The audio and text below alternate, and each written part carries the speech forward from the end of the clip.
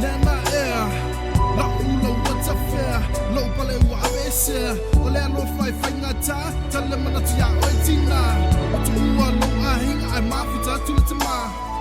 I we love my there, what I no say there, what langi lele pese, mo oitina la pele, etangi ele patu tangi yaile nganga. Bali lo mata, wo omisio e mama.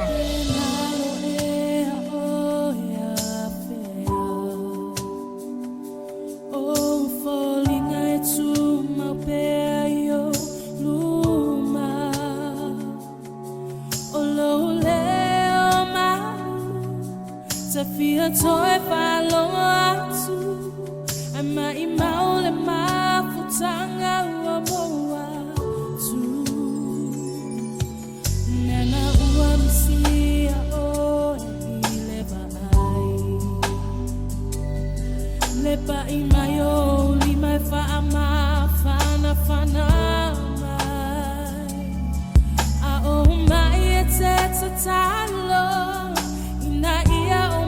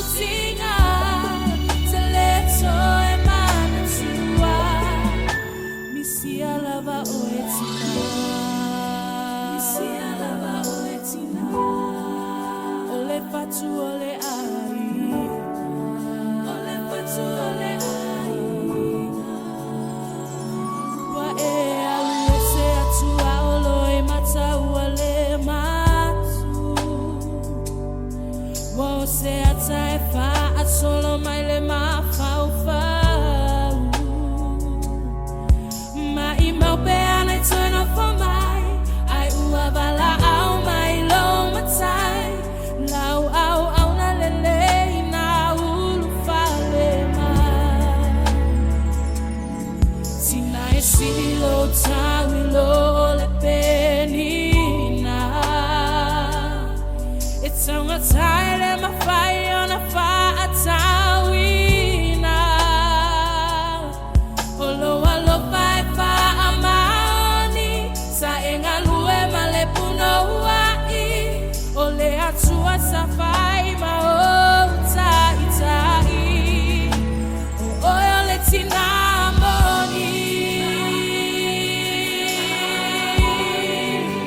o ole tina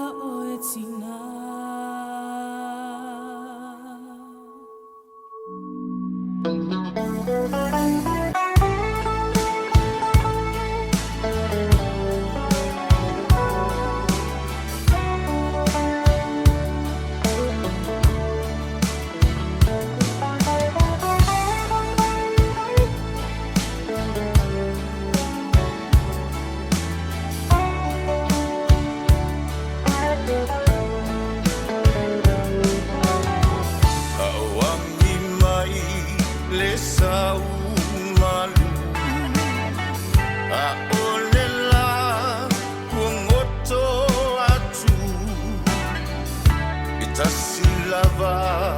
lo ufa moe moe oe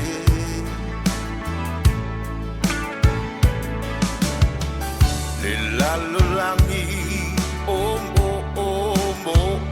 nga e wana oe yo uma fau fau nga au lava lo ufa moe moe oe e mo o mia oe o lo utai au manino e mo o mia oe e a vai vai lo utino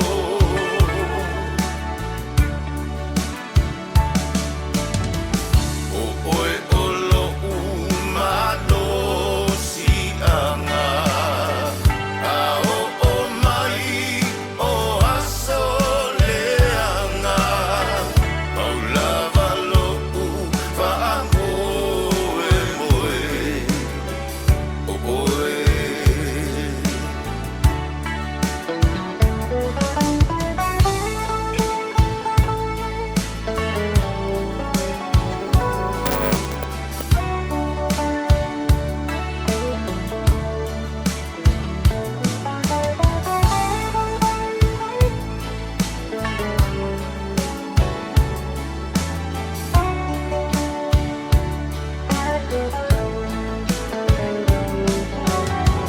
e mana tua pea oe lo uangu le mafutanga e whaavavau o folinga e la lelei tumau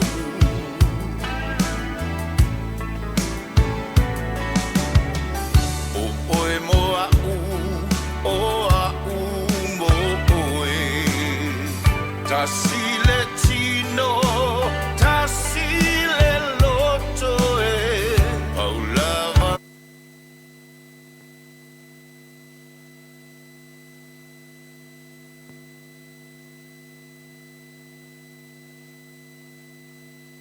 oe o lo utai au manino e mo o mia oe e a vai vai lo utino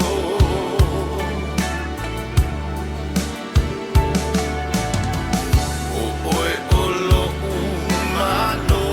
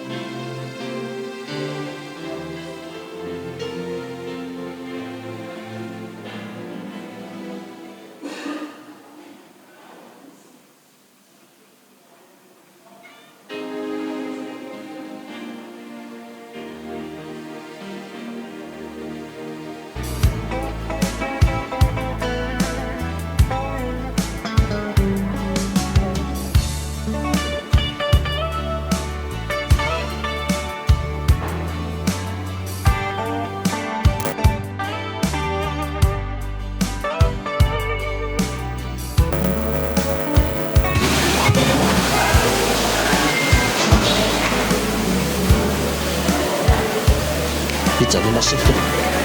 Just one, two. Just one, two.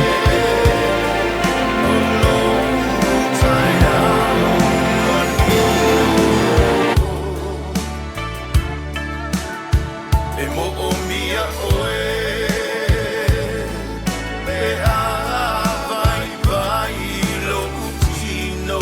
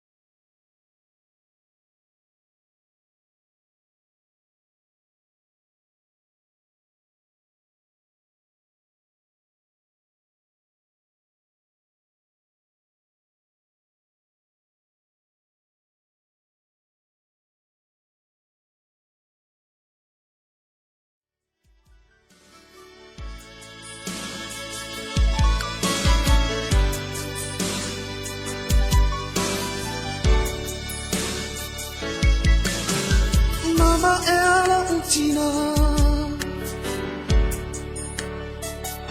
Pa apeta itele Ilang jamsiwa Ia ita Lene ua ora Ila ua no fa Fa moe moe Ila tua Mama ea Lo utina Ora ua no fa Se wata wata Mama ea Lo utina Ora ua no fa E ma fa na fa Ana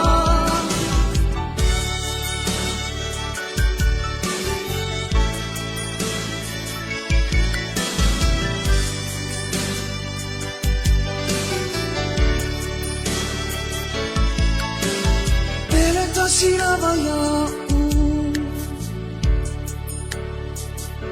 O e tina Le favorina Ono uora Manigi ai o uno I mata Ele ai o se tawi Te tawi o tuai Iranga luenga Mama ea Lo utina Ora ua lofa Se wata wata Mama ea Lo utina Ora ua lofa E ma fa na fa Ana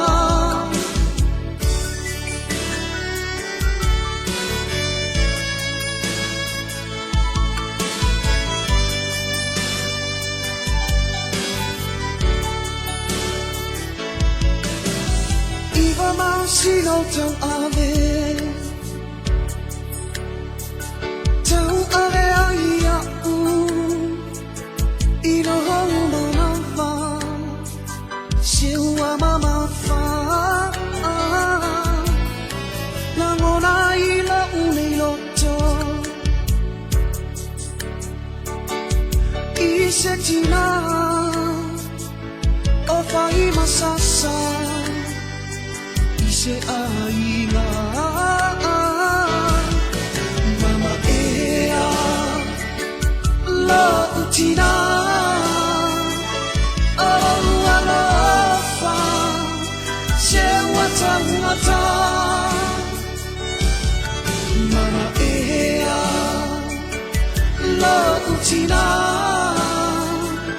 Ora lofa E ma fa na fa Ana Mama ea Lo utina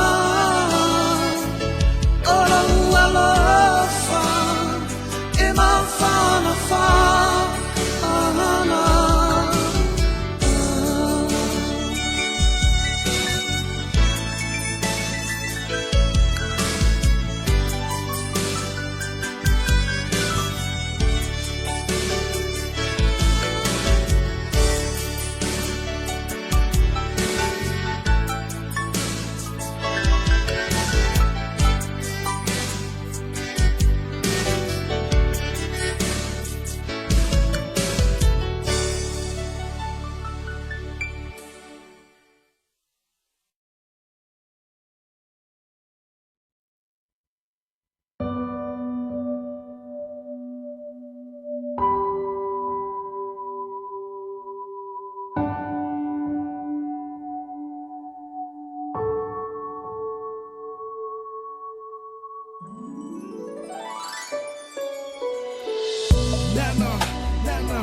Nana air, la ulo what's a fair, low pale wa avese, ole no fai ngata, tale mana tia oitina, tu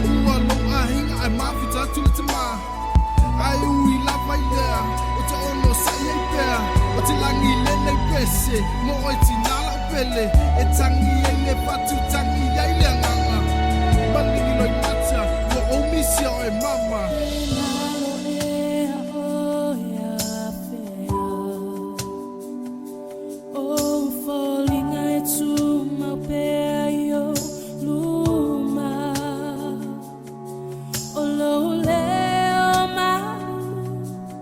Fia toi fa long atu ai mai maule ma futanga ua moa tu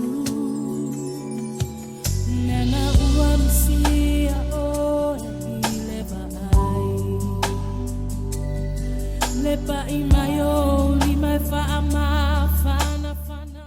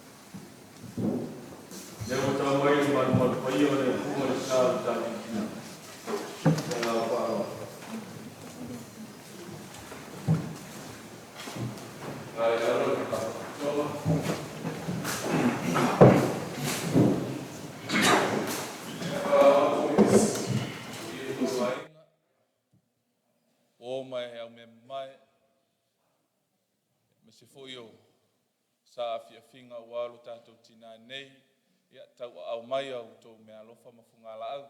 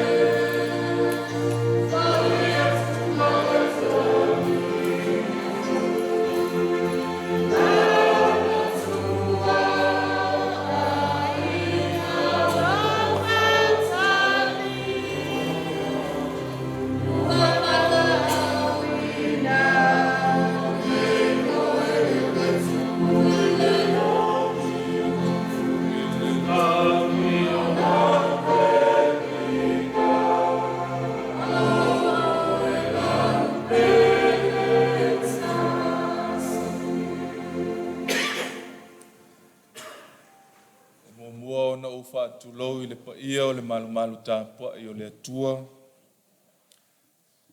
A fio mai, susu mai, matala mai o ao. Paia o ainga na lua, whanau, wō mai e masani. Whaatalo whātu fōi, tawhatawhane ai o le sunga I le toeina, o le tamā, o le kālesia. Taina ne fōi le nofo a whaawhengainga mo whaletua, mo whaiono tātou I e whaatasi le nei tai au, ma lo le soifua, I ia le alofa ma le anga le leo le atua, o tātou whailua I manu I le nei tai au. A o le a amata, ia sauninga o si o tātou tina nei, o le au tātou tāpua I atu I le atua. O au nei le toe tū ma le ola, o le whātua mai a te au, e ui lava I na oti, a e ola lava ia. O tangata ola umau e whātua mai a te au, e le oti lava e o I le whāwawanga. Si o tātou te tālo I lo molo nā nganga pa ia. O mātou taunu umai I whanua, I lo malu tāpua I nei lo mātou watua, moli mai le sao si o mātou tina matua. I lawa no mātou mua I wala au ma alanga antu I la wafio I sauninga amata. Vi ia mawhaafitai I la wafio a wā o mātou taunu umai ma le file mu ma le manuia si o mātou nu. Ai mātou te mana o mia pēr lo wanganga pa ia le li ie. Si tau toa luaina pēr I mātou ma la mātou tāpo inga ua whaia nei. Ia iai le mawhanawhana o la ua fio I loto whanoa noa. Tafi e sea ai le au pongi sa I lungo le nei nuu ma le nei e kālesia. Ia o mātou maua pēr le oli ma le fia. Ia whaatu mauina I pēr lo ulava vi inga e whaavavau. La mātou te talo le ai alantu ia Iesu Keriso o le li ma lo mātou nei whaola. Amen. Lau tātou vivi atu I le atua I le pese wa saunia e lau whi pese.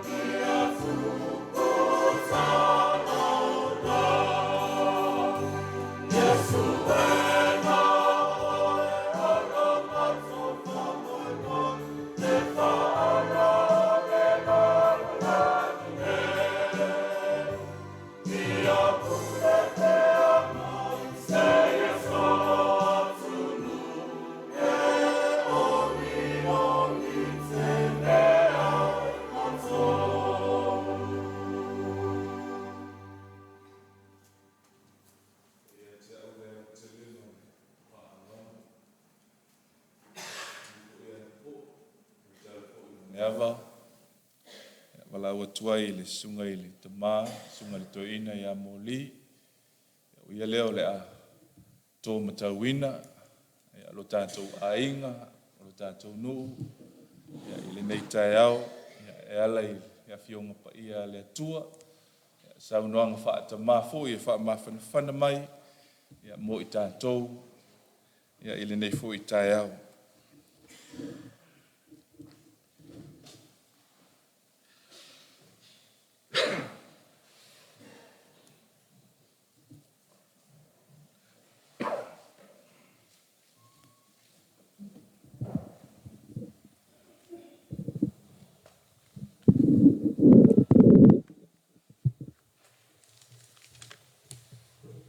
Mo le atu le whaafitai le. Sunga le whaafiangenga tāulangi. Wāle pa ia o le awhianga nei, tu so le nei wāla au whaaloalo. Ua tu ina mai le nei tai au. Ia. E leo saunoanga whaatama lea na awhai atu o le saunoanga le atua. Mo le tātou au fia, mo le au whaamawhanawhana. Whaamawhanawhana ni ai tātou. Se o tātou whaalongolongo i nisi o fionga pa ia le atua o te whaitawina. Tu sa maltus whaitau le nei aso le evanga li aluka o lana mtāpu e whā. Ia o te whaitawina nisi o whai upo mai le whai upo e tōs futasi. Ona maliwi fole o ia i kapa Naomi o le aio karileia. Wa o ia i ante i la tau i sapati.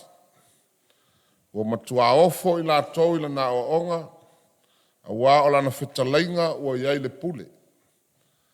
Sai le sunako o le tangata o iai le anganga o le te moni leanga.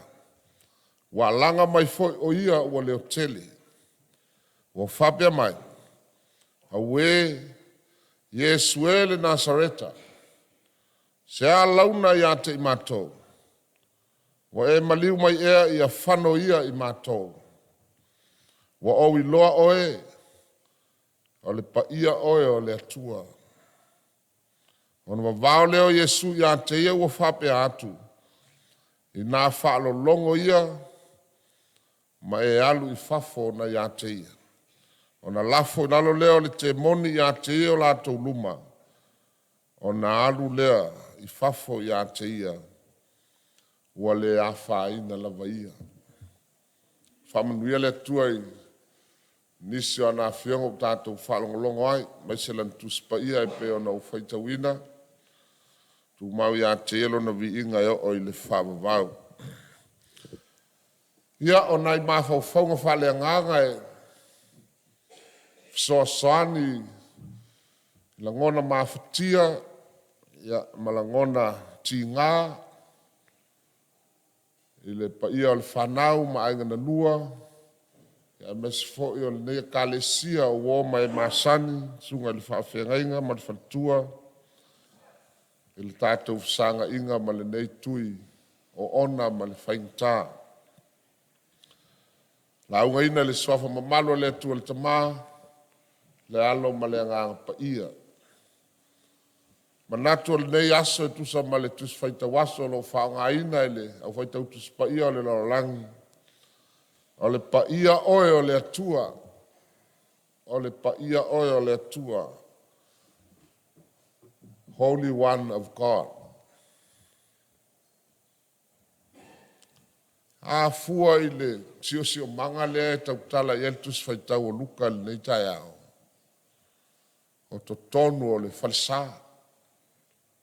Tonu o le manu manu. O le memo o mua i tātou i loa. Tangata i tonu o le manu manu i le teimi lea i Kapanau.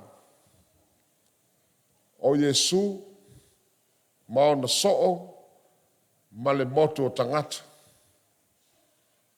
Ai maisi vaenga ese i tonu o le manu manu. O le iai manganga leanga, le iai mate monu. Ia, tātou fesili ifo le taimi nei. O ai sesi o tātou o mai whaatasi manianganga leanga nei taimi tonu o malma. Wa lela ufsanga i nei Yesu ma tangata o le fia whaalongolongo i lana launga mana o a le filongia o le iai whaatasi ma tangata o la iai tonu te mon. Ia. A whaila o oio na iai te moni lo loto le teimi nei. O le winga le nā o le whiau o le tala lei o le nei tai ao. Ia umane nei le sauninga lea. Walu esel te moni na ia te oe. Aia e fo i lo ainga. O le tangata ua iai te tonu Yesu. Ai e whainga tāpe a e manatu ifo o te moni leo le anganga leanga. Ai eile te moni tili na matautia na e te nofo mai maoe. O le te moni o le whanoa noa no le otile. O le whanoa noanga na e te nofo maoe le taimi nei. O le whanoa noanga e mafua le te moni. Ai sea. Leanga ele toi whanoa noa skerisiano pe aoti si tangata. Ai a whai e tū mau pēlu tātou whanoa noa o le maliu. Whai mai Paulo. Wa lea o ngā le maliu o Yesu Keriso. Leanga o Yesu Keriso e pēo na mon mau Ioane. I le whaalinga na iai loe le mopu tō pātamo. Whai mai. Wa le to iai se tangi. E le ai se toi aue. E le ai se toi ti ngā. Ai sea. Leanga o le toi oti alea. O Yesu. O le toi tangi foi o Yesu. Wa umai na tangi le laurangi Kerusiano. Wa umai foi ma beta wot. Lala nai ma foi tatou whapea. Lau Kerusiano. O le aso le nei. E le se aso whanoa noa. O le aso fia fia. Aisea. Leanga wa uma me tau whanoa noa le oti. O Yesu. O le oti muri muri alna. O ti ngā fo yo le oti. O ti ngā muli muli ama tangi muli muli. O Yesu. Yala nana ufa yetu ai. A fa pe tu mau pēlu tātou whanua noa no le oti. Yolo no winga o lea ngā ya o le mali o Yesu. Ui o lea. I le tusi a ia sa whaitawina. E iei le mea matautia nai tono le tusi lea. O le mea matautia. O le alanga al te mon.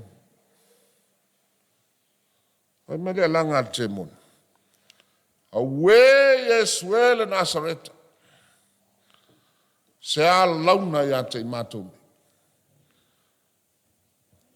Wa e maliu mai ea ia whano ia imatou. Wa owi loa oe o le pa ia o le atua. O le mea matautia le i le mea lea. E i loa e le anga Yesu. E fefe fo i le anga ia Yesu. O le mea nā le matautia le tala le aluka. O luka o le fo mai. E masani o na ia whaia ia tonga fitinga o tangata e ngase. E o ai tangata i le anga mawhau. Malama le elfo mai le luka. A le la wo o malitu e ngase lea. Le la wa mai sa o e luka le mori mau. E le mawhaia ron tūlanga fo mai o na fo ina. Le tangata le wa urufia e le anga. Le anga. Na o Yesu. A le la utato i lone. E o ai te moni. Lau te iloa Yesu. E iloa fo i te moni. O na lato tau le pa ia o Yesu. To tele tangata le lau langi. E ola masoifua. E lau tele iloa tau Yesu o i o le pa ia o le tua. Tele tangata i le iloa ala langa le suafa o Yesu. Aisea. Leanga lai alanga i tonu te mon. Ma leanga. Lala na leina wha pele la langi o ia Samoa. Alna na ala na o fa pe tangata lolang. Langa istangata. Ola e fio Yesu to o istangata la pura te mon. Le la wo o tangata le ye langa le wo sa to no fa ya le la ta to fa long. E o wa le nganga o la to tono tangata. O la lo le ya le nganga Yesu. O ia o le pa ia o le tua. Le si la fia le nganga o le tangata le wala fa sanga. O le pa ia o le tua. O le si mea ofo fongia ma le matautia le mele utupu.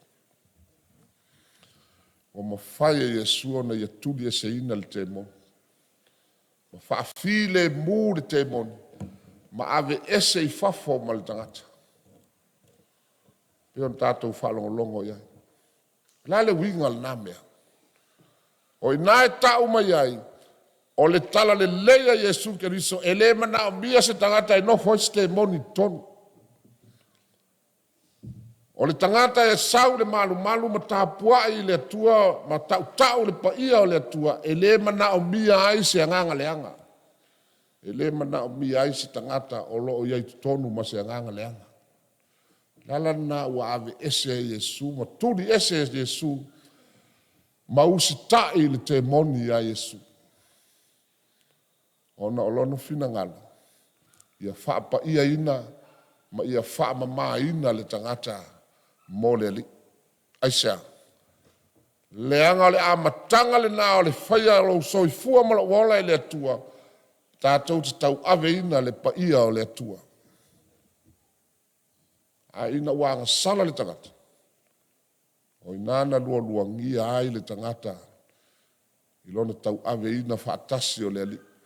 Male anganga le anga. Io e. O le tala na pe on tātou whalongo longo iai. E le ngata I loa le anganga le anga Yesu.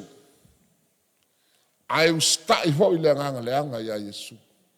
E fefe fo I le anganga le anga. Pe ao ina la whaafsanga I maleli. A o Yesu o iai le pule. Na te mawhai o na wha mamai na ai le tangata. Ai tudi ese le anganga le anga. Ma o le fatu le da o le wha moi o le neitai ao.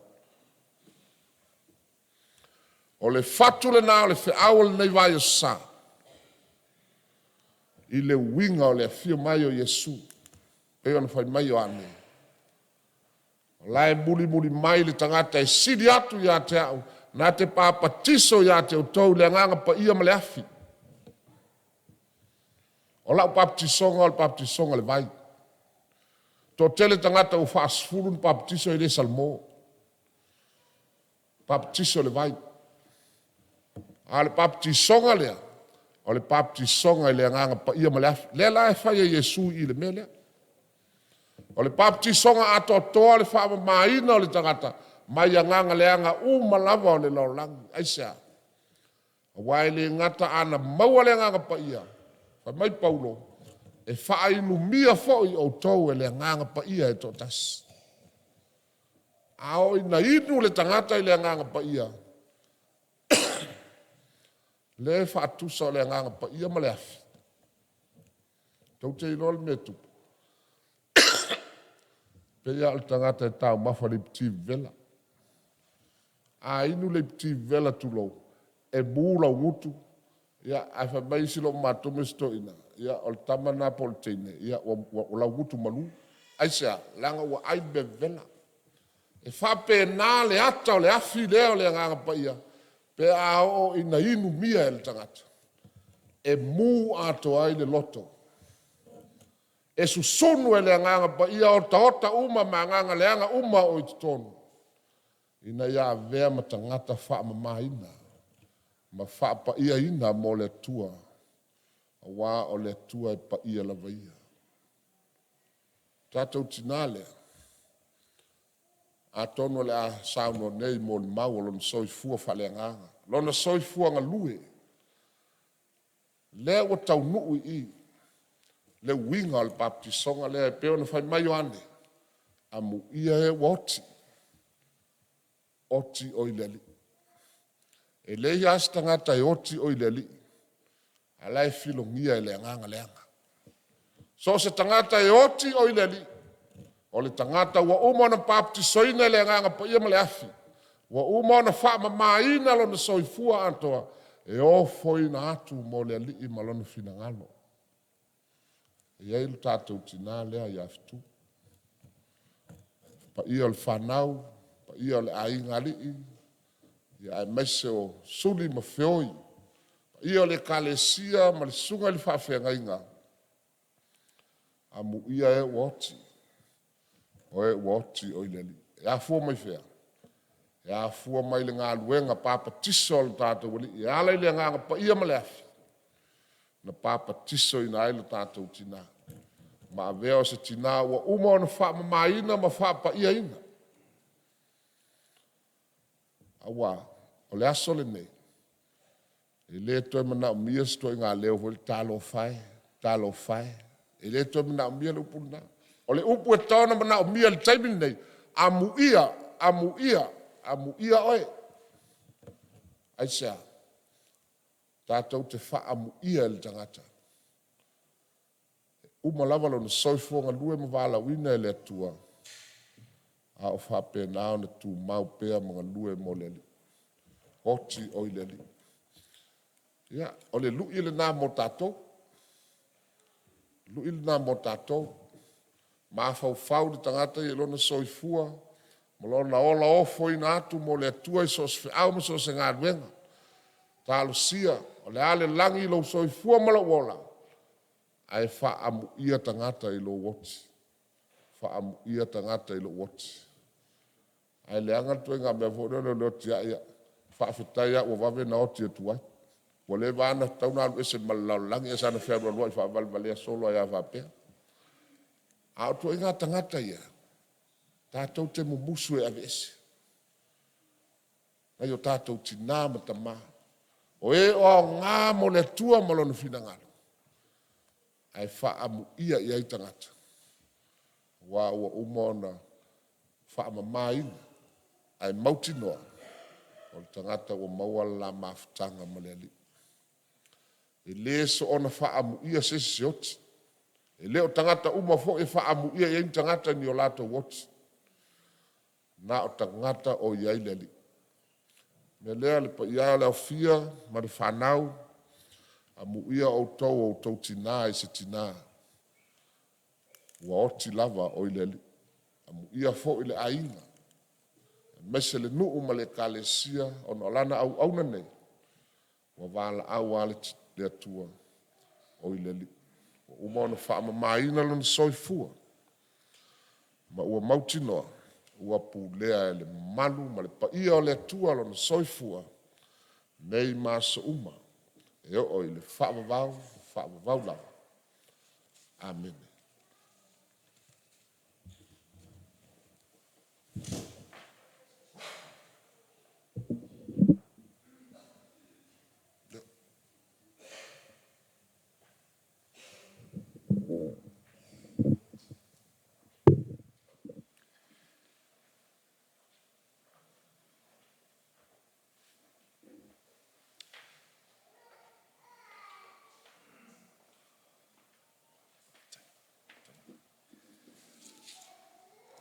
Ua whaafonga le pa ia o le nei sauninga mamalu.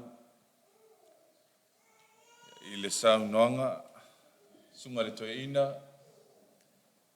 O fonga ina ia fionga pa ia le atua e tau wala mai.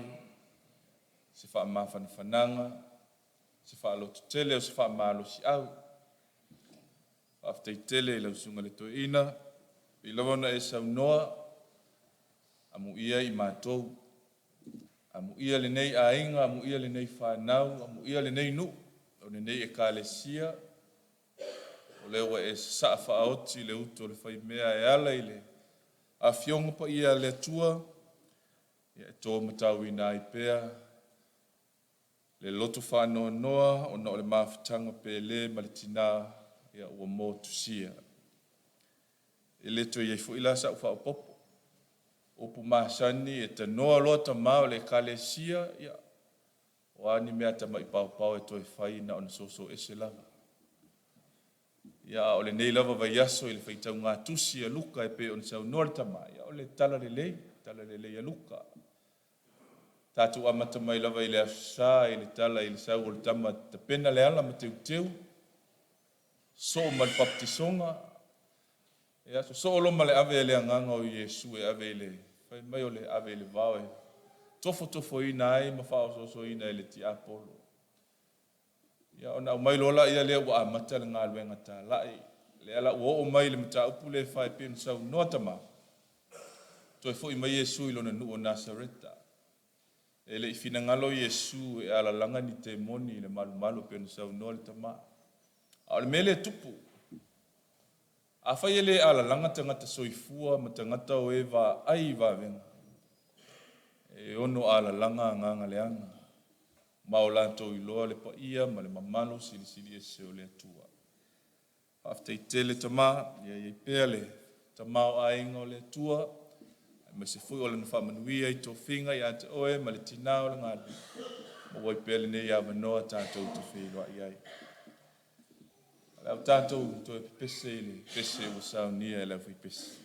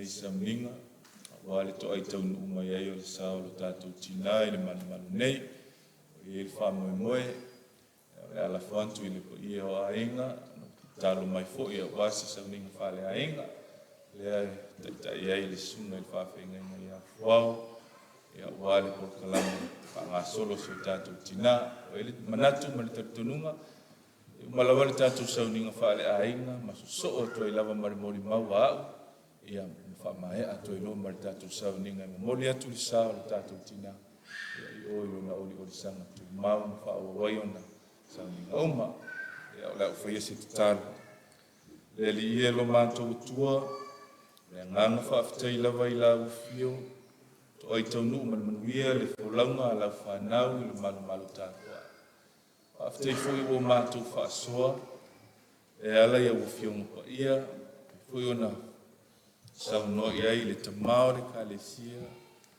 to matawina i pea lo mātou ola whaatuatua ma whaamalo si au a wala wala mātou sāwalinga whaau le nei lava tau sanga i le lalolangi nei mi ia lau fio wa le umapea lau whaasoa i le tele o tamao ai manuia lo mātou ola i le tino wa tumu fo i la mātou utu i la le anganga le ngata ia wa fionga pa ia e maise fo i o le musu ngā lua nganga. E tau to alua i nai pea i mātou a o mātou ia i itu waso ma itu pō wha anoa ono o le motu sio o le mawhitanga. Ia i lawa le wha moe lo mātou atua i le nei tai au ma sauninga uma. Ia mātou te tatalo pea i le nganga o la wa fio ia i lau wha mawhanawhananga. Wha awa wina pea sauninga. Ma se foi le sauninga whale a inga i whenga i ai ma whanau, o lau au auna e taitaina, mātou te talo i a whatau nuina mea uma, e ala i le whatasi mai o lo wanganga. La mātou te talo lea, e ala antu i a Yesu Keriso lo mātou ali i ma lo mātou nei whaola. Amen.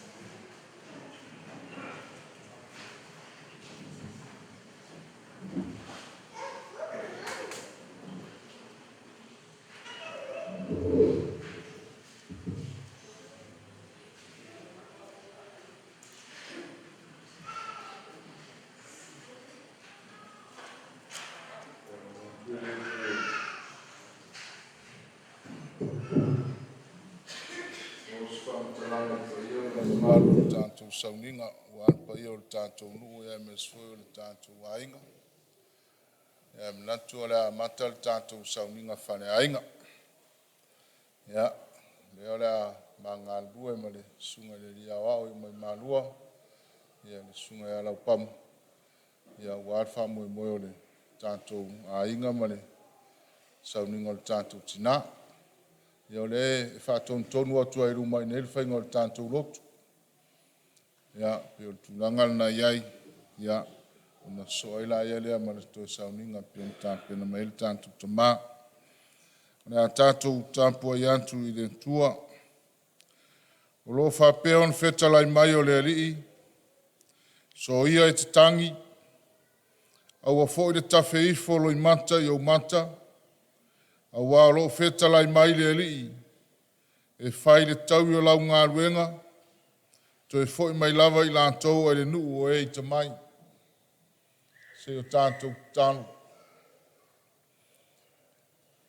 e le lava so mātou mālosi le alii e lo mātou tua e vao ia ila ngona o le whānoa noa ma le loto ua nuti mamoia. A wao maafutanga pe le mamae e le mawhai ona masea la ngona. Ai peitai o la ufio o le fisoasoani mai pe ona toma tauina i mātou iau saunoanga whalai au le teimi o sola. O lo lava nganga e lave ina ai mātou. Ma au mai ai le mautinoa. E leo le oti o le mutaanga leo le mātou ola. A o le ola e whawa vau leo o tāpena ina e la ufio. Ia tamā anga le lei mailo o nganga. Ni o mātou la ngona ina pēa lo whetalai mai. Mai e i la ufio pēa le vi inga e aso umai o le whawa vau. Talo ma le olenga wa ole ma la watu. E ala le suafo Yesu Keriso le ali ma le whaola e totas. Amene. Vadus fu tolu le vingo le atua o le a tātou pese ai. A mae au na so le am tātou mon mau. Vadus fu tolu le vingo le atua.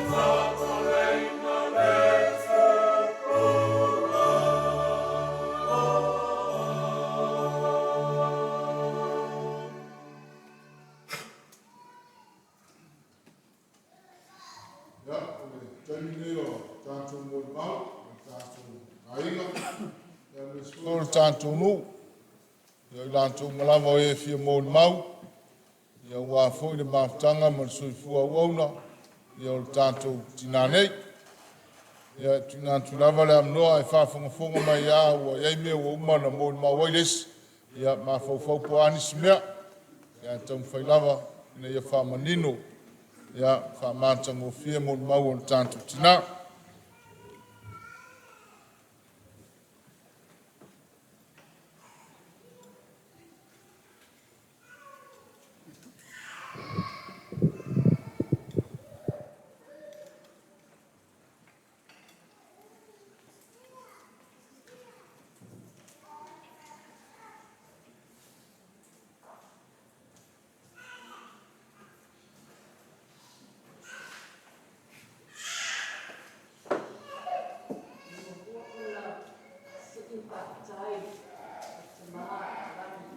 Nei tai au. Ai mai se foi. Suna. Ya sa tai o marpatua ai mai se toi ina. I moni upu pa mafanfanai i mei mātou tina. Mea umalapa sauno ai de pepe au suna ya sa tai o martamato ina nei tai au. Pa pia fo i lau suna. Wow. Tai mo nei asu. Mo nei tatu tina. Ai mai se ya oa o ya pama. Pa malom. A tai atu nei tai au. Tatu aina. E mumua o na mole la pa tai. Tono tatu e talesia. Ma tatu ainga. Ai ngalua, ai maisipoi, tina matama, lo paatasi mai le ne yaso, i le tatu saungina mo le tatu tina, us tina pia pia, tatu foi, i le whaanoa noa, tatu pia pia mo le aso, tatu tina yatu. Ai le i peia sa mo le mapupu si matina, paisa, tala pupu, tatu tina uma o tatu ainga ma tatu nu. Tai minto mafuta mai ai ma tatu tina ya tu. Molin matu whaktai. Tō maftanga nai tina uma. Nai tina uma tō mafuta mai pia tau sana. Mea whaatina, patina la iti. Ile ngalo. Ia mātou tō maftanga mani. Tina nei. Mea le mora tau lau whaftai, tatu tina matua, tina la iti. Tō whatisinga i mea whaanu ma mea whaawaluma. O stinae, whaaluma ia o tono tatu nuuma tatu ainga. Mora lau whaftai ngai tina matua ia le ila, tau loa, fo tangata uma matua o nalo ia tau.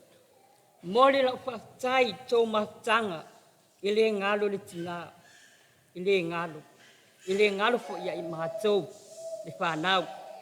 Mea uma tō te whaia o tā tina, pa pia foi o tō tina i tono tā tonu. Pa manuia le atua ia o tō uma. O ai tu lima, o ai foi na tō mafuta. Whailangi atu mahnisi tina na tō mafuta i ato uma. Whaftai foi, i le matatu ainga. Lea lofa maleanga le lei i le katina, mai le tō makutana. Se tina e osi ainga, se tina e alofa longa ainga. Whaftai le atua, ne mea uma wa mato maua foi e si mato tina. Whaftai lona malosi. Foa ina mai le atua lona malosi e teli, whaapea foi. Asia singa e tama i asa tayo, malona palituai, telo taimi. Whaatai fo i anga talo, whaapea fo i tama, so ina i a whau, au talo sanga ma talo uma, te fo i le tatina. Ai se i whaisa, tala pupu i se mātou matanga ma le matina. Tai me whai malanga tuai New Zealand. I mātou wa matanga. O le nei tina ai, tai me mate mafuta i New Zealand pe a batu e la fua i masiona ma whao mui e vinga ia latu i Wilingkonge. Ia, o le nei tina e whiarwarwa i atu o i Wilingkonge au Kilangi ia ma Hamilton. Pia mafuta fo ia mātou, o lona soifua na e fia mafuta uma i anga tuengture ma mātou. Au te whaaftaia i se mātou tina. O le tina nei se tina mativa. O se tina e whi ngau ia mau e mātou se melelei. O se tina fo e ola le vai paparu. Ulanga ulanga ngā. A wafo la nei e manao ia mātou. E lei mātou ulanga po mātou whanau. O mea umai e tala no mai a te au. Tali am whaatai. Wale mātana ngoana ma le mātou tina. Ana, ia ea lofa i tā mua i tatou aina. Tana noa. O isi te taime matari ma whai mātala. Pia ia se mea umamawhai lona mawhaupau. Ia i nofo a. E vi ngā ia fia sau sā moa. Longa ia soifua, longa o langa i fia nofo i nei. Pia no tu whai atu o stina mativa. E mativa lona soifuanga. Tina tele na whale e fia nofo aia lona whale o. Te whale o e kupenga lea mea. Mama, tai lo walofa ia i mātou. Ma tau singa o lau whanau fōi a tato makuta. Pa pēnā fōi iau whanau au grandchildren. Pa tai tina, pa tai mea uma. Na e whaia mo i mātou, lea o mātou e ai ma mātou maua. Me tele mātou lima tina. O le mātou pa tai ia maua sona fuana. De lei lua e latu. Luna pa tai mo nei. Avanua pa tai la, tai lusu.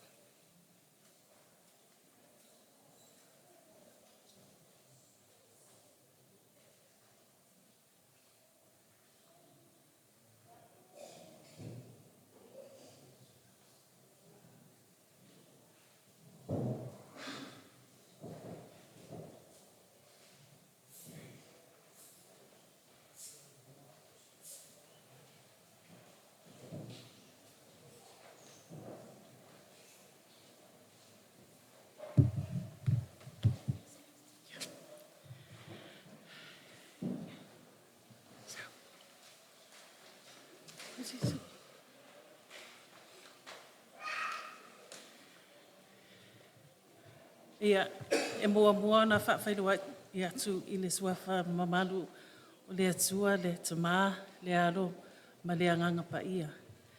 Whawhtei mo lau awanoa, le sunga tai.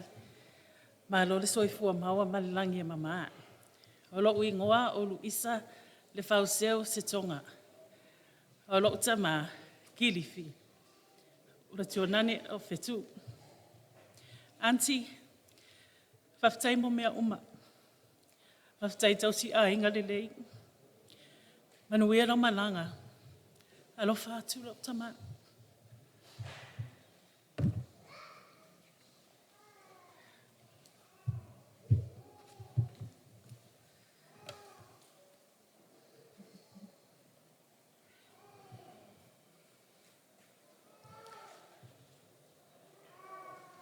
Talofa lava le paia lasi tātou ma futanga I le nei aso.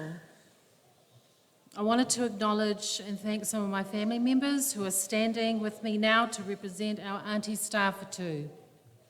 Brother Michael, niece Tuli, cousins Louisa, Paala, Tui and Megan, all of FETU's children.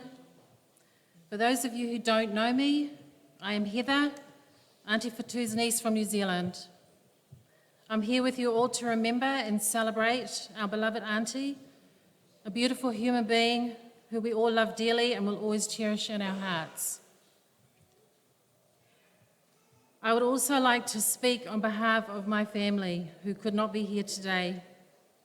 My mum, Luiva, Auntie FETU's sister, Bruce, my dad, Brooke, my sister and her children, Luini and Hirini, my husband, Dean, and son, Ethan. Auntie has been part of all our lives in one way or another and has only ever shown unconditional love for us. She was a gentle, kind soul who always wore her heart on her sleeve, and family was everything to her and her friends. Auntie was a very active family member, consistently having travelled to New Zealand over the years visiting her loved ones. It was 1976 when Auntie was in New Zealand and helped Mum look after me for a while, as well as all my other cousins. In 1980, I was 7 years old when I first came to Samoa and stayed with Auntie FETU here in the village in her family whale, her home. And that is with my mum, Luiva. When it came to her home in Lalamonga, she was always so welcoming. I will always remember the time when my husband, Dean, first met Auntie here in Samoa. He was overwhelmed by her hospitality. She made all the kids wait while we ate first. Dean felt sorry for them, and he could see the kids were so hungry. She made them stand by us and wave the tea towels and fans over around our heads. If they stopped, she would tell them off. We ate quickly so the kids could eat. Bless them. Those kids were Sia, Bese, Anna, and Akingio. She looked after us and was so happy and proud that we came to visit her here.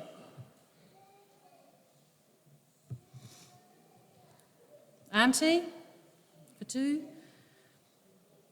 your sister Luiva is here with you in spirit. She is forever grateful she got to spend some precious time with you last year when you were here, when you were in New Zealand visiting. After growing up together, these two sisters lived on in separate countries. Mum moved to New Zealand with her brothers. Auntie stayed on in her homeland. No matter the distance and time moved on, their bond was unbreakable, just like their brothers. As we all know, these sisters, they love to dance and show off their moves. Always very entertaining. Just like Mum, she would always cry when it was hello. And she would always cry when it was goodbye. It has been extremely hard for my mum to not be able to be here today to say goodbye. This is from my mum. Farewell, my beautiful sister FETU. I love you so much, and I will miss you every day. I will never forget you. One day when it's time, I will join you and our brothers, and we will dance together again. Rest in peace, my sister. Auntie, you will be deeply missed, but never forgotten. Your love, your laughter, and your spirit will be forever part of us. Rest in peace, Auntie FETU, with the sparkly stars and our family angels. Papitai, papitai.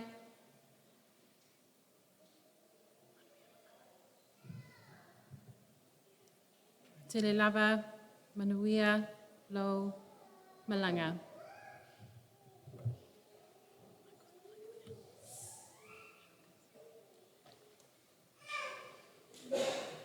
Ja, we ni te mone tula. Kon mo te fo yung matu manaonga. Ele se me ola matu tu fa pe tu fa tai tu le no ma le lo tatu tai. Ya o ne yo Michael fa ma o ne yo tu fine le. Ya ma le fine nei fa matu ma sui. O se matu tina ya luaiwa. O luaiwa le o le so FETU. Ya le fo usi la fie fo ni si fo yo tu o. O lo fo matu tatu no ya lo ne fo itangata. Ya o ne yo Michael. Ya tonu fo ilau. E sili o la fa sa o to lo mato. Ya na mato mai. O vea I mato masui. O se mato tina. O le a wai mai le to ya so mun mulio tina ne ya FETU. Whai mātou masui o tu whine, ma lea whine nei. Mole o te mātou mana onga FETU. Ia, whamali atu FETU, o lea wai mai lo uso. Au mole au mātou o mai mole mai ono lo whaanga. O lo mau fo o ia tino I mai. Ma ua matua fo. A lea ua whai mātou. Mātou te mole atu ai mātou mana onga. A lea lofa mai o te mātou tina fo ia te oi. O misia lava oi. Ia o le mole mau lea alo tina. Awa, lea la whatu la o mole mau. Ia FETU. O lea ua mātou le awaenga le o le tende matua le ana. O anu whapea. E tau lawan sau sesi whapea. O le whanau FETU e to o fia sfuru pe to o fia. O roai matua o ila titi. Ia o mātou o whanau FETU. Ia, te lero, e to o ono leo te o sila fia. O au, na vai tamaina mai, o au no whanau ni o sila. Ia na o tina nei, na vai tamaina mai au. E le rope fia o kausanga. O la titi o whanau whamau te ula vale ia. Ia o ni o sila. Tau sau o pepe mea mea. O toi fo ia tu inei. O ruas futasi o tau sang. O le tina fo nei no whalon. A tono le indisi mbaro le nu. O le lo le fasi o lo matua nei. A fasi o lo matua fo le. Le o le angai lo mata. Mo I lava. FETU. A fetai lo lofa mo lo le ia tau. Malau whanau. Wa mea sa e whaia. Wa lava o winga le FETU lo tina. Ia whamangalo ni o mātou sema, mātou malau whanau. O lo matua fo nei. E watu lo ni usila. Mātou wheloa. Ia lea la whaila mo ni mau ni usila. E wa ai mai lo FETU o la la atu. A mata fo longa na wa ai mai tau. Siau kama. Ia whaku le mea lea o ke wa ai mai lo. E kangi lo. Se ima waksau kupe. O le tupe lava le lo matua. O le mata I tupe le lo matua ma tau tia. E wa ai mea se o tina. Ia whaku ia se ima la waksau tupe. FETU. Ia whawhitai lau tau singa. Wa ni mātou leanga. Whamangalo I mātou whanau. Ia, oa, usa o leo poke lunga, ke leo poke lunga fia, poke lunga o ngot whangau wheku. Ia, FETU, ia manuia lau whainga malanga, whawhitai lau ngule wanoa.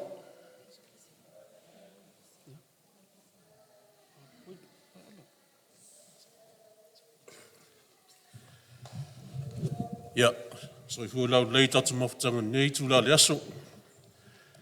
O te masalo e tō tele a tangata matua inga, sida fia no ngi tangata. Ia wa o pa ala, wa o le atari I tia. Masalo, te tausanga tasiwa wadu wiwanga nanga ma ti maa.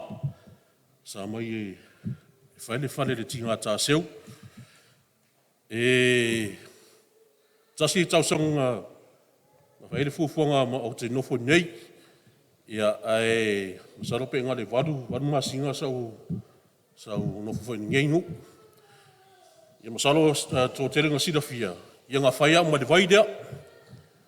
Ngā o sidafia tō tere tupunanga ngā vaitai. Ia ngā o se moni mau pupo le mamawtanga mana tina nei. Ia masalo loa tō sidafia ia nisi fwai moni mau nei tu whawhine ma le uso lea maiko. Ia, o le anganga lava ni nā, o se tina ese le lotua lofa, ia au ma uso ma o to fine, e whamuni me Nusila. Ia, fitu, ia manuia lava lau malanga, tai tere lava ma lotua lofa ma lau anga leia ma tau le whanau, e le ngalo lava o e le tina, ia o se moni mau pupune netu la, tai. Ia vu ko elwa pambaliak la mulmulia ko mako mangaung le mako pes ia ful pes oi mo sao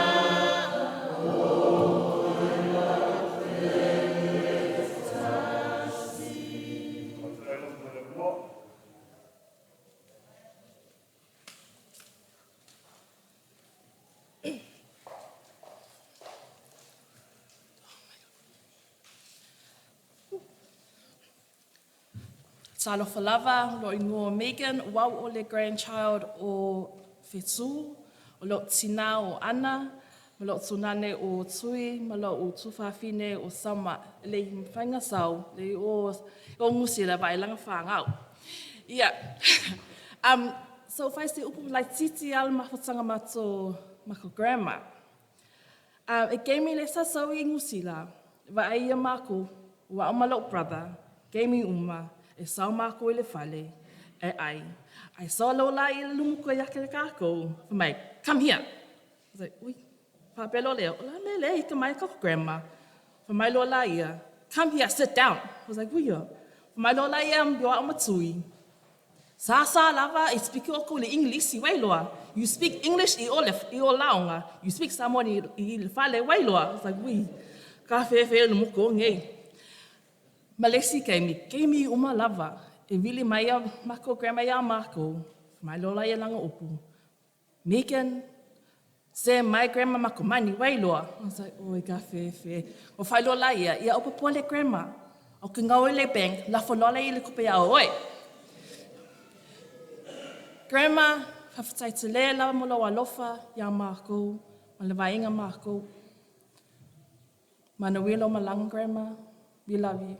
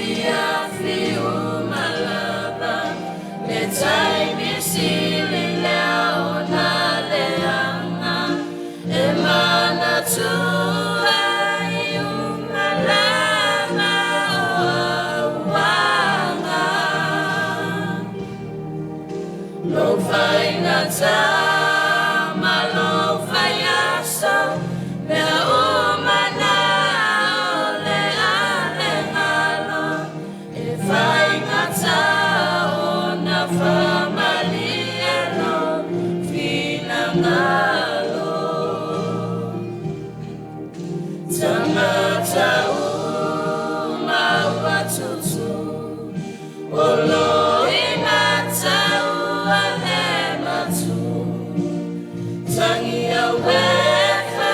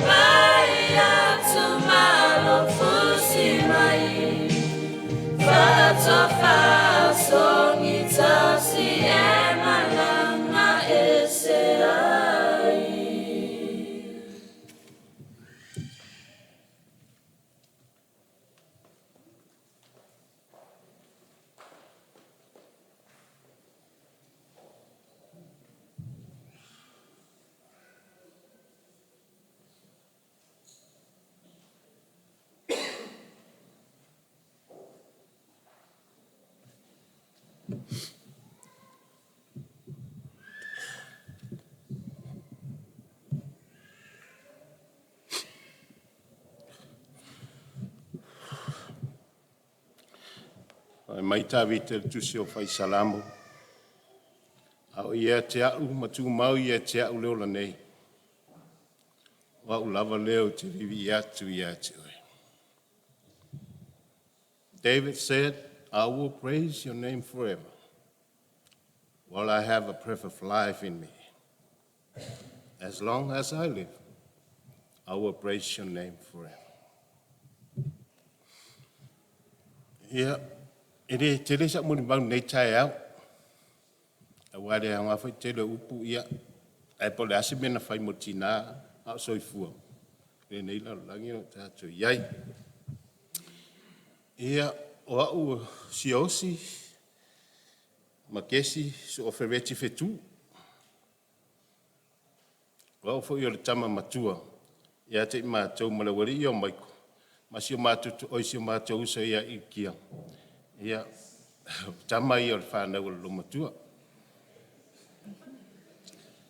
Ia, e ilo tonunga. O nei me o maliu, sauninga whapene, e rei ani whanau e le fia molu mau. E tūlai mai a o tina, si o mātou tamā, o se tamā lofa, o se tina lofa. Tātou māsani e tātou whanau, le ala le umisa molu mau. O te rei lofa i pole ase umi se i titi o sa tau singa le matina. I rei lofa le ase umi te leo sa tau singa le matina. Ai e tātou nunga, i le langi, e i wheme i le tusi nao, o tusi e wha mau ai me le anga nei whai ni lau langi. So te le whai atu la pole ase te leo sa tau singa no tau si e lau tina. Ia olo iai le api langi te le atu e mata me whame le atua. E sa wia. Olo iai me le anga nei whai ni lau langi. Ba, e dua me e tālafu tanga te lau langi nei. Ora na ai tālafu te lei le tua lo na o langa anga sala lo e ne lau langi. Ia male ai tālafu te lei tina. Mau te mon mai watu. E te lei o ai tālafu le tina. Apena voi o tau. O ifo lama tu ifo tino tātou mātua le lele. E le male ai tālafu na tutongi nei o langa lo tātou iai. So, ia o le rangona na ia tea, o lenga sifutou tau sanga, lua fisu tau ngata ilo sau tau no lalubanga, mai lo tina. So, e le se taimi titi su tau sanga. Pe anu mon mai, te le sa mon bang. O foi se tangata, te le ilo pete iloa tali se upolo tina. Te ita te le lembe tangme titi ai nku o se matua. Ma o te mon matua, o le mon mawala, o ia tale te le ilo po, o sanga te ilo fati ngalma tina. Pe fai se upo fati nga. Ai fon mele nau te matina le taimi. Ni tau sanga te te sawe. Ia, e ui ala wanga umai, e tangi e tu amawhai atilo mo tuapu awhea e o te sawai, po awhea e te sawai. Iei foi whawhitau leo langa, sa iei oi la tunu o nene whai sawe nisi taimi. Sa talo foi lea tu a whamori. Pe ma whai ane tau whi mele le ola lo tina, se iei se aso sau. Ia sau tali. E leo tau fia le tua. A wao plan le tua le mala mai tātou. Ia o le saua lai soifua. Saua le uang. O e whau lau tupuai. Ia pe ano whai atu lo sila fia le tua mea. Malava.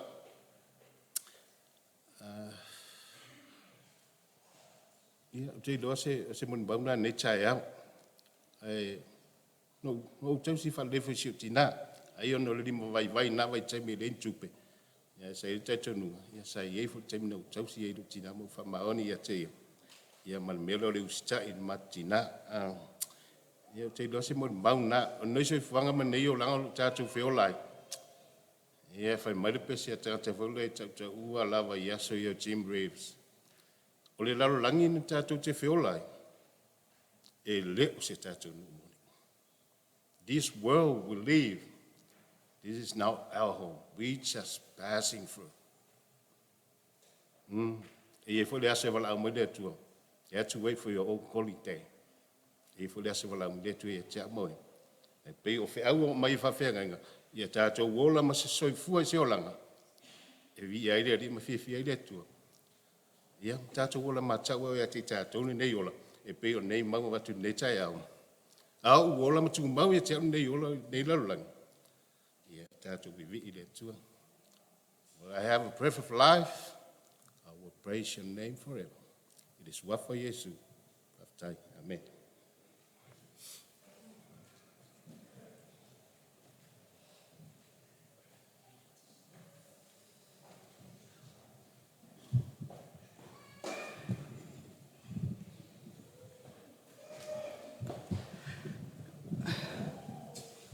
Fai mai le afionga pa ia le atua. Po le ola, po le oti. E vivi i lava i le atua. E moni fa maoni le afionga pa ia le atua. E sili le aso e oti ai.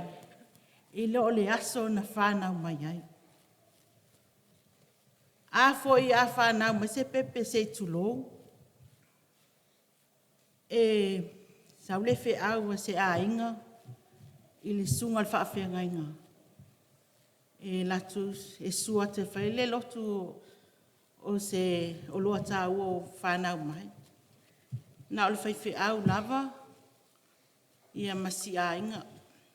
E whaamanuma whaafitai le atua. I lona alofa ua whaapenana whanau mai le o loa tā ua le atua. Ai moni fo im whamaoni le upu le afionga pa ia le atua, whai mai ea, e sili le aso e o tiai. E pei ona tātou moni mauina. I wo ma a inga, ai mai se tātou nuu nei. Whaapea se sunga i whaafiangainga. A foi la le o tātou moni mauina, le maliu o si o mātou tina. Ua to'o tele, ua tātou poto, ma tātou mafuta. E moli mawina, le aso fia o si o mātou tina. O si o mātou tina, moni wha maoni upu le awhianga pa ia le atua. O lo malo lo lava o ia. O le awhai atu se moli mau pupu mo si o mātou tina. Le ma ua mafutanga. O le lo matua. O selo o matua sa wāteli. Ta ilo fo ia, e nai matua tina matua si o mātou nu, si o mātou ainga. Pe mawale, soifua mai si o mātou tina. O se lo matua sa wāteli. E ile aso, pe a mai se furu lima o tausanga. Au whaila ala o saka, se tulo. Ala e whaila o whala lo matua. Wala au mai lo ia tea. La e whai mai alo matua, la e whai au ka alonga. Whai au ka alonga, mai la whai. Wa ile saka la i pala, se tulo lava, tātou maftanga. O whai se, whai au lo whala o le kai anga pala saka. Ai whai mai, wala au mai. O ke koe whai yaku loanga e maka le ia. O whai aku ai. O, e lo makua lele. Lai, whai au ka alonga nga o hau. Whai au ka alonga. Whai ale lau ngiu ngei. O ke i ale li liu mai lo makua sasa au le au lama se tulo. O wangi le akoa. Awai awai, e la o ka sengi kama, fai mele kala lom kua, sei po e mele mai kai ngale.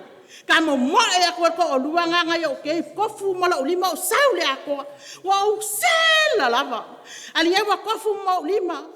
Pe aku fai mai mau lo au le wali dia o sao lo makua fa kuku le sakala la pala fai mole le sakala la pala fai mai lo makua la maka le dai o le au ku lo fa i se ku lo lava polo o ke si la fia ai la ole ngaluenga lo makua ya nganga mawa lo makua ka kia lo soli yo bai longa bai ya o fiu ke ai mawa lo makua lo wa aku ku ha me mo la woki maya fa ka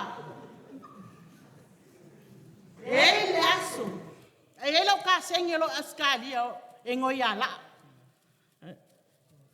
la la kiki le fai ma a ma o ngai ma no fo so ki ngale papalu mai le popo e fai lo pase se o ka nga mai ale kupelo ma ku ma la pa lu ngale ya lo so ka male au o balu lo le a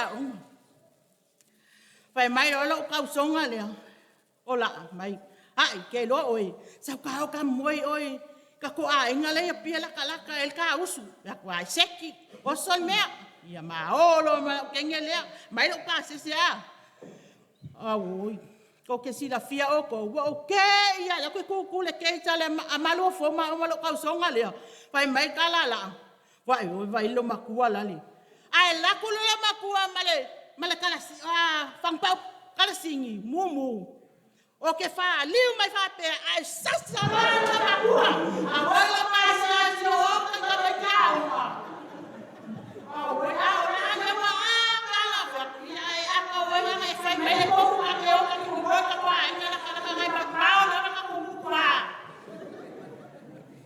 o le lo makua sa wa ata ya ko nge mai te angalo makua la li o la fo ai e fe ai o le ngonga le mako krema ai mongi fa ma o kala ia ke fa so aku ai o le lo makua sa wa ile iba ko nga o ki ele mako krema ngoia ka seu o mai o angola New Zealand Australia pe ama se kal kasi va ve ai o mai lo makua ai nga wo ka mimi ka wo ka ba ka New Zealand Australia o ka fai aku ko afe ka ke alo i New Zealand o mai lo alela le iso kwa anga ka se o si sao so kwa anga New Zealand mo ka mi mika ya fai mai le lo makua fai mai lo kinga anu ye mo ka ya fo usu le fa va ve au le a o ngai malu fo o fa ko ai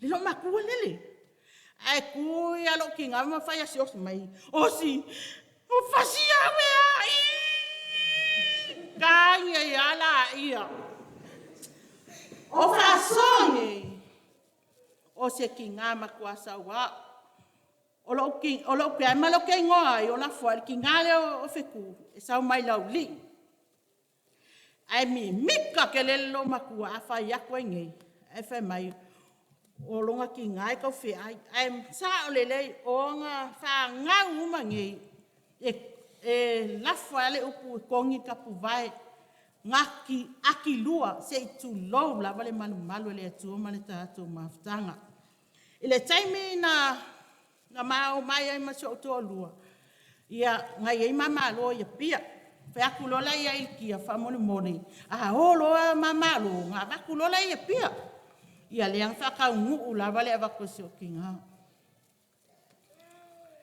ile aso la ko kaliu mai ai langa ka faunga ngai lana mama e fe mai bili langa fa nga fa ko le lei fa mai po a fe ma ke o ngi sila wo mi mika langa siksengi e o fa ko ia ka ke o vai aso le ia fa pinganga fai e fa mai a o pe se siro o me ai palangi o me fa mai ngelo makua fa ko i le siro e se lo fi ai me ai palangi le so fa ai palangi e fe mai o lo ka mai ngo palangi o ngo ya fret e fo lo ka mangai oi ngasi ngai oi i fe ka fa ngaka nga leo e mi mika ma fa makala long ka ma mai leo e ko ia sa oi o lesi winga lo makokinga o se ki ngā e whaaluma. Ka ilo fo i ka kou ki ngā nges ka kua fio anga pē, mawale nge ki ngā mo le whaaluma. Ai a whaaluma la se si vaia la, e se ale pese la e sau, e se ngai ngoi ngā le lo makua la e whai a. Pe e ka baule kingo pe, misa masesi pe, o le si wama ki ngā, o se ki ngā a ika i lang whangau, e ngali solo maa se tu lo, ku i le ulu. O le soifu wanga si o maa keo ki ngā, o se ki ngā.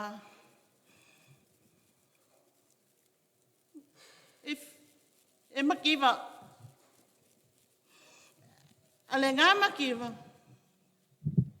Ka whaia inga i maa kōlanga whangau. O na wai, o le atua tōtasi, o na whamanianga. O lesi vaenga o mātou tināi. E ona lima. E le ai masesi na te silafia e whaaola, i whanau, a le fio anga nei. A o nā vaenga uma, o te le loa i whanau peinina, ma whanau sia, po ia ese si o lātou whaauawina ia vaenga uma lava ia. A o le tala ana, tuna o le maa ua mawhitanga ma si o tina, o se tina e whaaola o na lima, i alo ma whanau, i ola o lātou.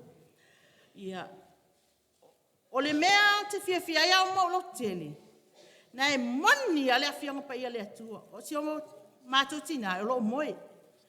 O loo moe, e whaatale e le aso, e a whio mai Yesu, whapena na avatu i tātou uma, tātou te mafuta i le langi ma le ola e whapawau. Swafa Yesu, amen.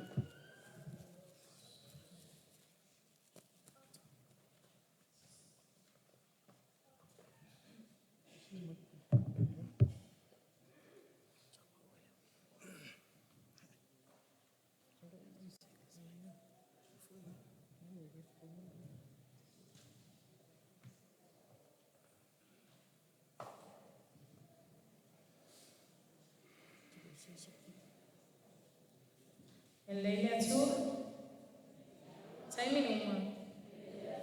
Ia o matongo monga, lo pane sia mata tina mata te tawesi ia tina ia FETU, ia lo mata tina ho FETU, ia e manu ia lo malama tina.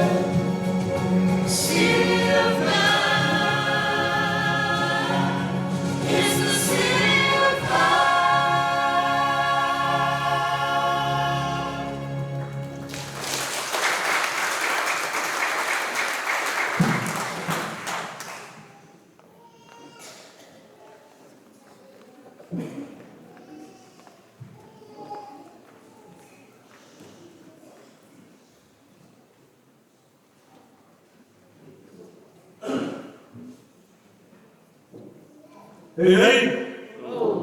Fia mo moe la o so las fia FETU. E se o fia moe ngale fia me kaunga fai e rako ainga. Ia, o te ile ava mal whaalo alo te whawhelo i atu ai lau sunga taitai. Ia, lau sunga toina, pia fo ia le a whea ngai ngā le lal whanganei. Ngā le ngata i leo le sui whaltua. Ia, le ngata i leo le ainga na lua. Ia, whapea fo i leo fia o poto le nei aso wale aso fia o tina lea. Ia, masalo lo tau mate o tau po ia. O usunga to ina le mawelo matua lea. E tonu. O le usunga mua ia le teine ingoa ia fofoa. Ia, o le teine lea ua whaisi le vai le i mafuta mātou. E ile vai taimi na tausu e mai ilo na tamai sa mua. Ia, ona whato a matou iloa i lea i fo isi a whino to ina ia so a mali i Fereti. O le usunga lona lua lea ia ile lo matua lea. FETU ia manisi o whanau lea sa ua i mailunga i ia whanau e whai atu lato mo le mau. O le usunga lona tonu. Ia e iailo tina i Satapuala. Ia e toa tonu la ia whanau o le usunga lona tonu o le toi ina. Ia o lo tina e matua ingo ia whaamotu. Ia lona lua aile teine ingo ia liwasi ua maliu. Ia ma le ui i o taini elu. Ia ua maliu foi. Ia toe la o lo tina lo soifua ma le teimini nei. Ia a o lo i New Zealand. Ia e le o mawhai foi ona pa au mai. Ia ona e tau atu le maliu o le tina nei. Ia whato a lua aso to e fo i atu si o tina sa a ngai mai fo i ni whaalwalawe si o matu a inga. Ia o le ala lea o le pa au mai ia si o tina. Ia i le aso fia o si o na uso. O lo ingoa o tamali i fiu Elisara Junior Mapisone. Ia o te nofo i Satapuala. Ia au te whainga luenga i le pulenga flaua inga lau i le ele. Se whaisina mo le mau tala noa e fo i le mafutanga maltina nei. O au sa tu e le whaiasa o mo le mau. Ia ona e le lava se taimina mafuta i maltina. Ia peitai ane. Ia to e vili mea alo tina whai mai alu e whaise mo le mau e whai masu i oa. Ia tu ia wale lei. O le au alu e whai lo loto. O te whatu saina leo langa o FETU. E pe o le mele mo le mau eltu spaia. O le tina le lei. E sili lo na tau le penina. Aisea. O su e atu ai le sa ilinga o le mele o le penina. E le whai ngō fie.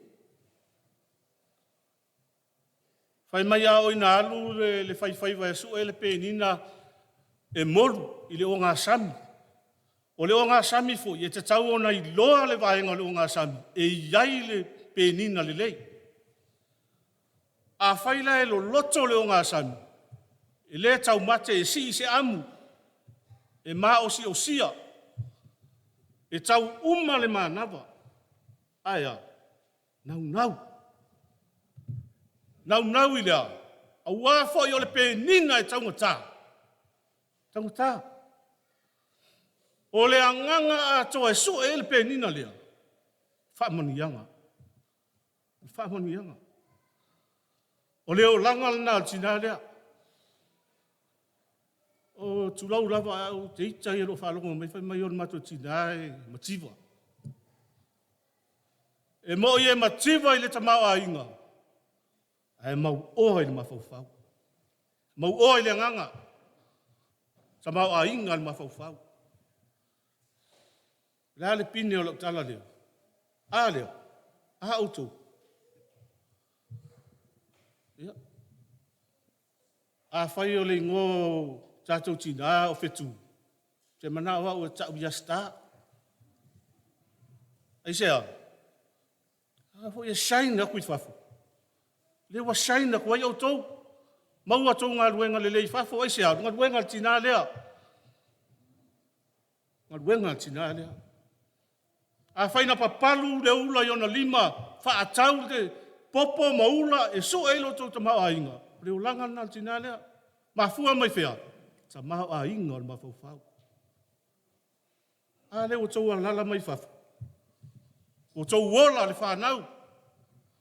Ola o moni mauna. O se tangata e tausi a inga.